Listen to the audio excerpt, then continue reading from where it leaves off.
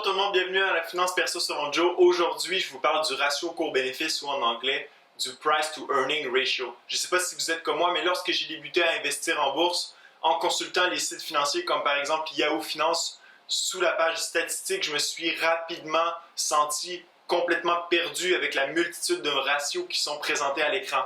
Alors aujourd'hui, je vous explique pourquoi, à mon avis, vous devriez toujours commencer par regarder le ratio cours-bénéfice et en quoi cet indice-là est intéressant. Restez avec moi, c'est parti!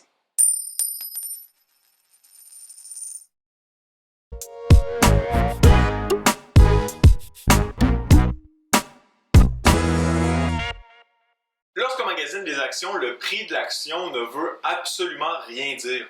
C'est pas parce que le prix de l'action XYZ est à 1000 $ que c'est un moins bon achat que le prix de l'action de l'entreprise ABC qui est à 100 $.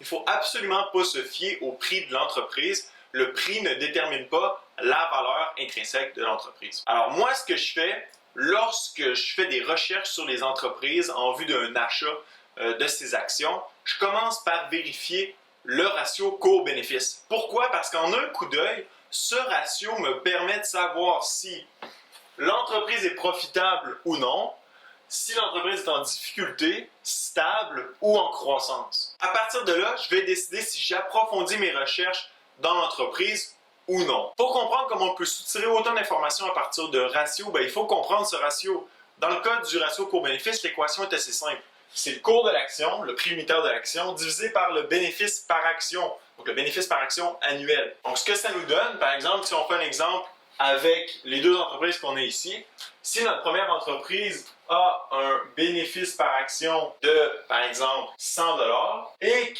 la deuxième a un BPA de 5 $, et bien ce que ça nous donne un ratio cours-bénéfice, Price to Earning Ratio, de 10 pour la première entreprise et de 20 pour la deuxième entreprise. Alors, qu'est-ce que veulent dire ces deux nombres? En fait, ce que ça veut dire, c'est que dans le premier cas, ça va nous prendre 10 années pour pouvoir récupérer notre investissement initial de 1000 $ si l'entreprise a des bénéfices constants au cours des prochaines années. Dans le deuxième cas, l'entreprise ABC, ça va nous prendre 20 ans pour récupérer notre investissement initial de 100 $ si l'entreprise a des bénéfices constants au cours des prochaines années de 5 $ par action, année après année. Pour bien comprendre le ratio cours-bénéfice, il faut le comparer entre les entreprises, mais aussi avec celui du marché.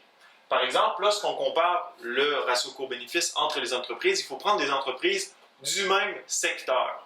Par exemple, je pourrais comparer le ratio cours-bénéfice de Home Depot à celui de Lowe's. Je pourrais comparer le ratio cours-bénéfice de Walmart à celui de Amazon ou à celui de eBay, par exemple. Dans ce cas-ci, disons que nos deux entreprises œuvrent dans un domaine quelconque, on va dire le domaine des quincailleries, par exemple, et que le ratio cours-bénéfice de l'industrie est de 15. C'est-à-dire que la moyenne de toutes les entreprises qui sont dans le secteur des quincailleries, si on fait la moyenne des ratios cours-bénéfice, ça nous donne 15. Alors, ce que ça veut dire, c'est que dans l'industrie, on paie en moyenne un multiple de 15 fois les profits, alors que pour notre entreprise ici, ABC, on paye 20 fois les profits pour acheter cette entreprise, et pour le XYZ, notre entreprise XYZ, on paye 10 fois les profits pour pouvoir acquérir cette action. À première vue, ce que ça pourrait dire, c'est que notre entreprise XYZ pourrait être de meilleure valeur que les entreprises de son industrie,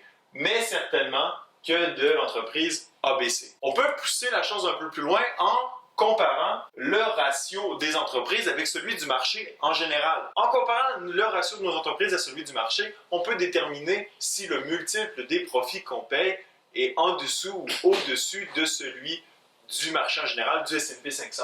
Donc, dans ce cas-ci, pour nos deux entreprises, on paie moins cher que la majorité des entreprises qui sont en bourse à l'intérieur de l'indice du S&P 500. Autre donnée à laquelle on peut comparer le ratio cours-bénéfice, c'est avec le ratio cours-bénéfice futur, en anglais, le Forward Price to Earning Ratio. Celui-ci va nous indiquer, en fonction des prévisions de profit des analystes, si l'entreprise va améliorer son bénéfice, donc améliorer la valeur pour l'acquéreur de l'action, ou risque d'avoir des profits moins élevés, donc qui risque d'augmenter son ratio cours-bénéfice. Je vous fais un exemple. Si par exemple l'entreprise XYZ, dans la prochaine année, les analystes pensent que l'entreprise va dégager un profit non plus de 100 $ par action, mais de 120 $ par action.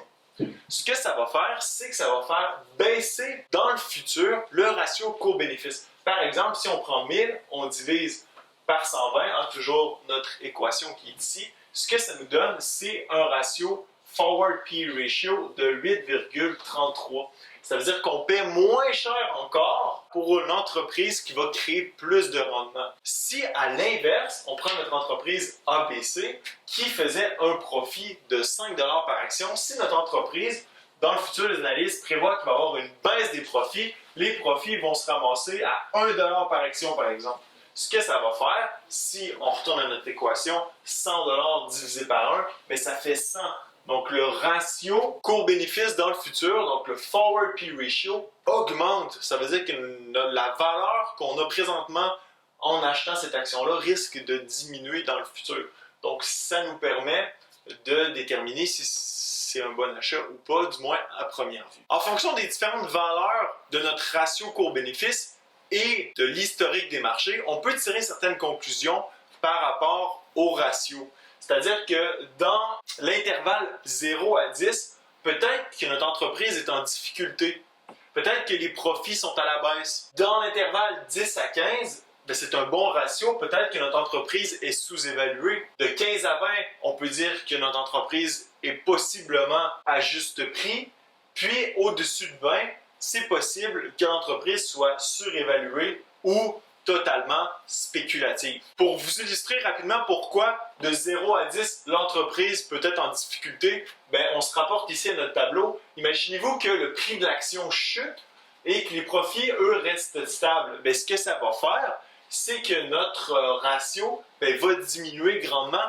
Si par exemple notre prix passe de 1000 $ à 500 $, notre ratio est rendu à 5 et non plus à 10. Qu'est-ce que ça veut dire? Ça veut dire qu'il y a quelque chose qui se passe avec l'entreprise. Est-ce qu'on prévoit que les profits vont être à la baisse? Est-ce qu'il y a un événement qui risque d'avoir un effet sur les revenus de l'entreprise? C'est plein de questions qu'il faut se poser. Mais lorsque le ratio court-bénéfice se situe dans cet intervalle-là, il y a quelque chose qui se passe avec l'entreprise. Même chose lorsqu'on est au-dessus de 20.